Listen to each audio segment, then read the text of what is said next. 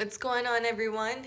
This is episode 3 of Bree and Brad's podcast, B&B Podcast, and we are here today to talk about the UFC. Pretty excited. We have a lot of things to say about it. Yes, we are big UFC fans. Big UFC fans. Big UFC fans. And we're not going to talk about all the people in the UFC, but we're just going to talk about the people who matter. Right, the main events. We're going to talk a little bit about UFC 197. That was if people who don't know, that was the fight with Conor McGregor, not token Irish guy, but the big Irish stud. Right. Versus Nate Diaz, the Cholo. Nate Diaz, who's been in the game for a while now. He's a badass. I love Nate Diaz. Yes. I love Conor McGregor too. Yes. But yeah, so I mean, what do you think about that fight? Well, who'd you think was gonna win? Okay, so first I'm gonna start off with that fight. I remember when they started promoting it. I remember Right. You said I think Nate Diaz is gonna win. Here's the thing about I remember the UFC. what else you said. All right, I'm gonna flat out say it. Yeah. I think UFC is rigged. Absolutely. Right now, I don't think it always was, but right now it was. And it's funny because I remember watching when that fight was getting first promoted. We were watching a interview with Conor McGregor, and he was getting interviewed with one gentleman who I personally never seen interview anyone. Mm-hmm. And I remember Brand sitting right there next to me say, like, I think he's gonna blow the fight. I just have a feeling. And here I am, big Conor McGregor fan, like, trying not to believe it. And she said, if I were to bet money on it, I would bet that Nate Diaz would win. I think that's so funny. I just had this feeling. But now, yeah, I think you're absolutely right, because it's gotten to a point where the UFC has gotten so big, and mainly because Conor McGregor. And I mean, I'm not gonna lie, I think Dana White's like a crooked motherfucker. Right, I think it's all scam. It's not all scam. I think right now they are trying to promote this fight so much. They need this. Like they did need it at the point. They needed Conor. Right, Conor yeah. is their main shot right now. Yeah. Conor is their everything. He's right the now. money. He's the golden. He he's is the golden ticket. Boy. The That golden is exactly ticket. what he. But you know what the funny thing is too? Like this is why I like Conor McGregor is he's running the whole fucking game. He's running the game. You know why? Because he was the one. People who know UFC, when there was no Conor McGregor, there was just the shit talkers in the game were the Diaz brothers. The Diaz's, right? They were the ones who had been in there.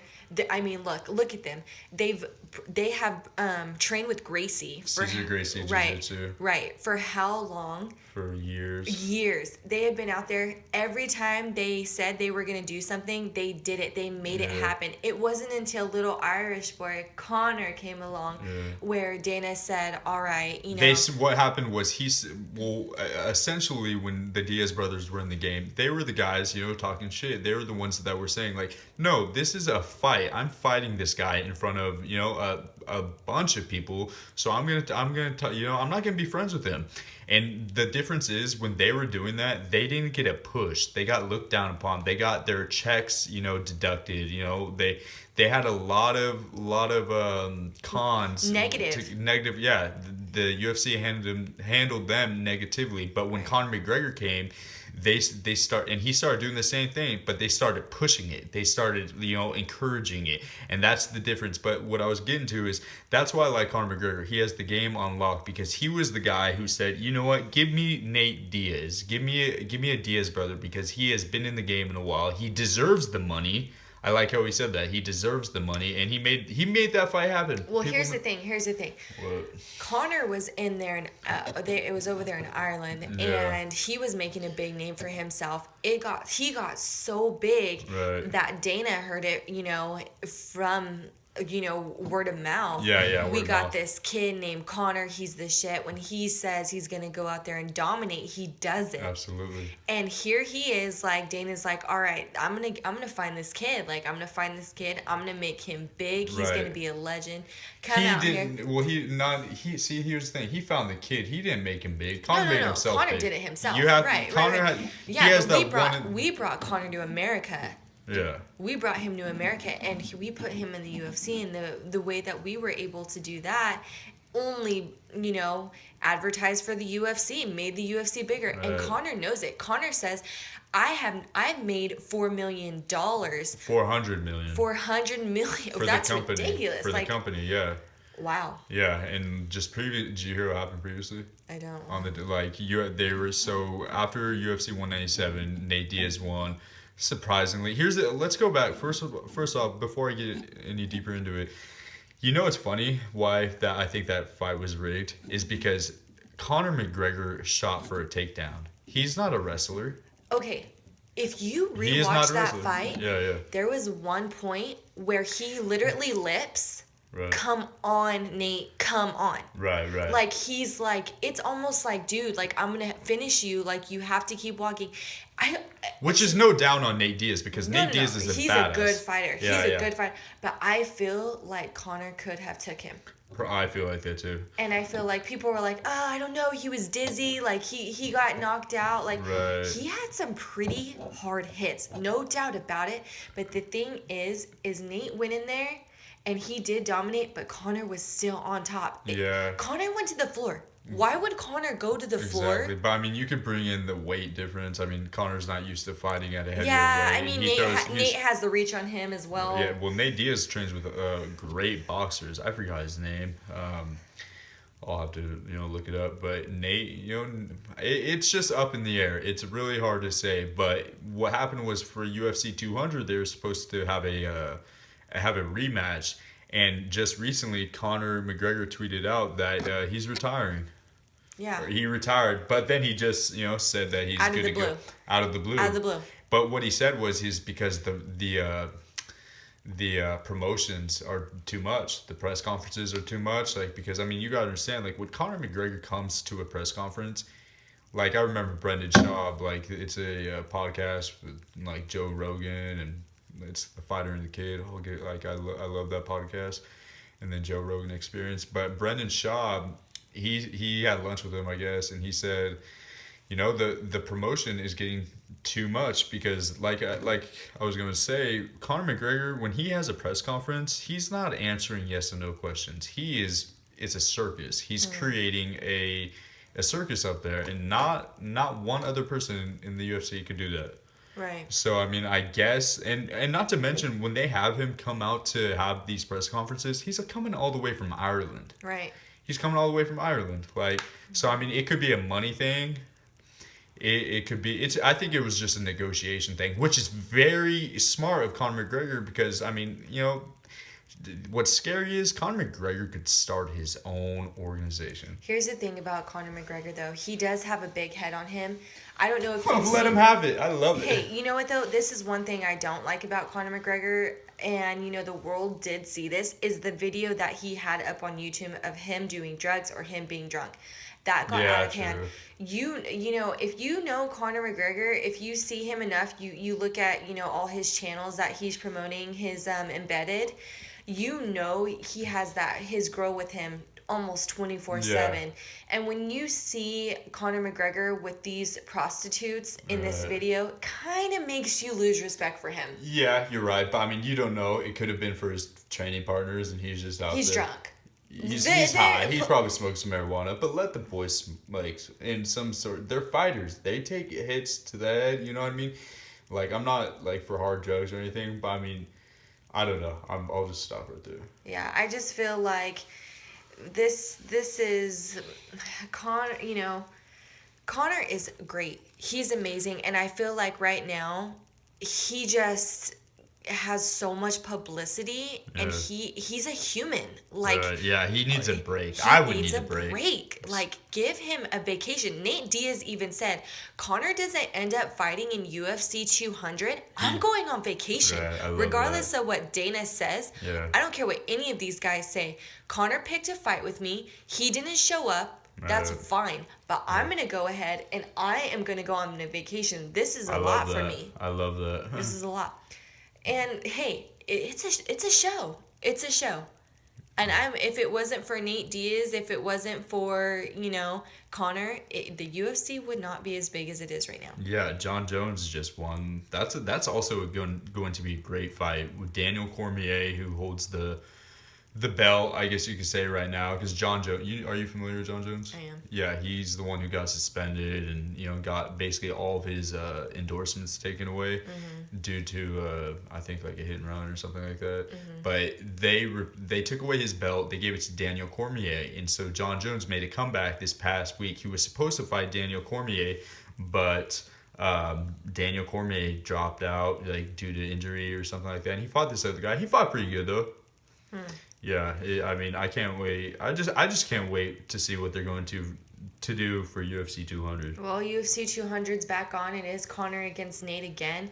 And I'm pretty sure that everyone's super excited to go ahead and see that one because that last one, it did look a little bit rigged. Yeah, and I'll shout it out. Like, Dana White, you better get your shit together. I will say that. Like, I'm kind of scared. Nah, I'm just kidding. But I mean, come on, man. Like, don't ruin something so pure. You know what I mean? Like, don't ruin something pure out of your greed. What's another funny thing is if you watch when the UFC started getting big and they started having these embedded series, and I'm talking like the very beginning when the cameraman was some kid talking behind the camera, just with the camera, wiggling camera and stuff like that.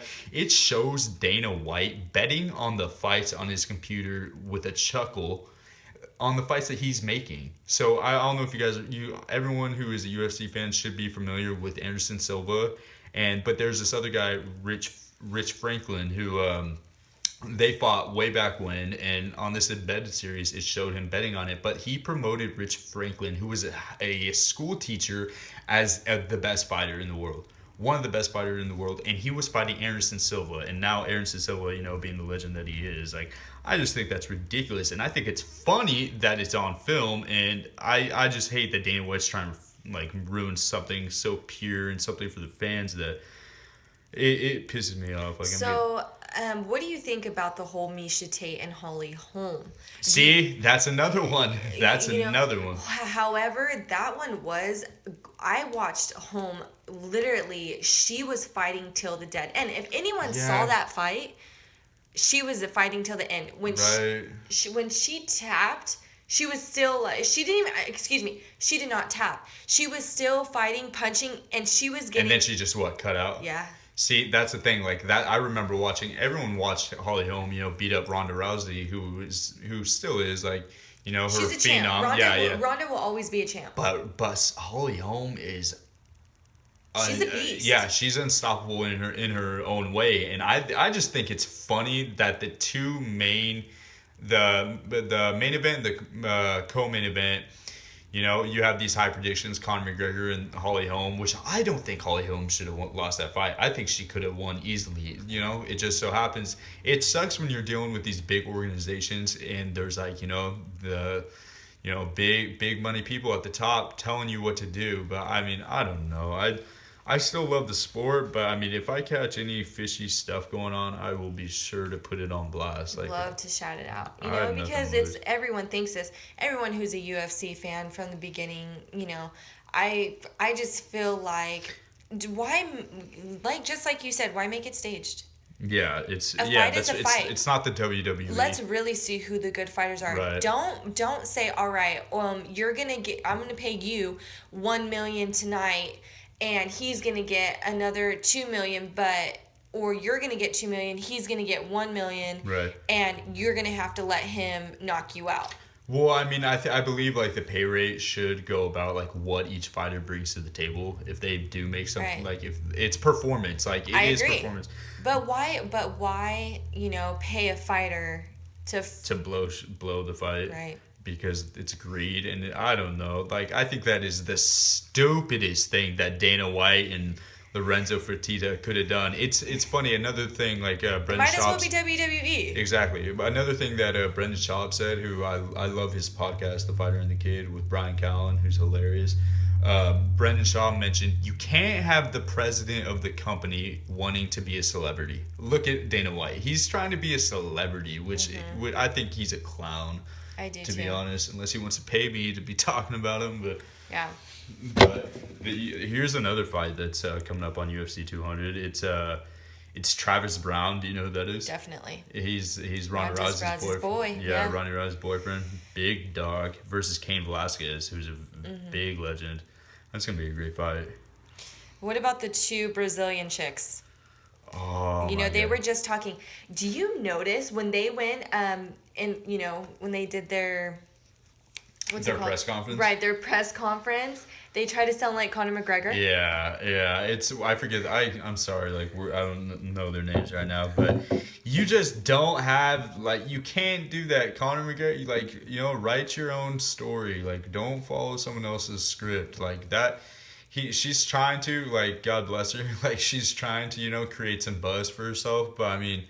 Too late. You guys had the opportunity too late. Like, that's what the fighters get for sitting at these press conferences with fans in front of them, answering boring ass, answers. Like that's my opinion on it. Right. Yeah. Well, we're here. We're wrapping it up. Just letting everyone know out there. Everyone know out there that we are going to try to upload at least one video once a week. So Right. Stay tuned on different topics. Also, just giving a shout out to giving a shout out to South Face Solar. It's the solar company I work for. We can save a lot of people a great amount of money. I mean, I've visually watched it. Solar's the new deal. Everyone, like, if you guys are interested, your businesses, if you're a homeowner or anything, contact me through email. It's bradley.thompson1 91. I won't give him bradley.thompson1 at AOL.com. All right, that would be it. Thank you.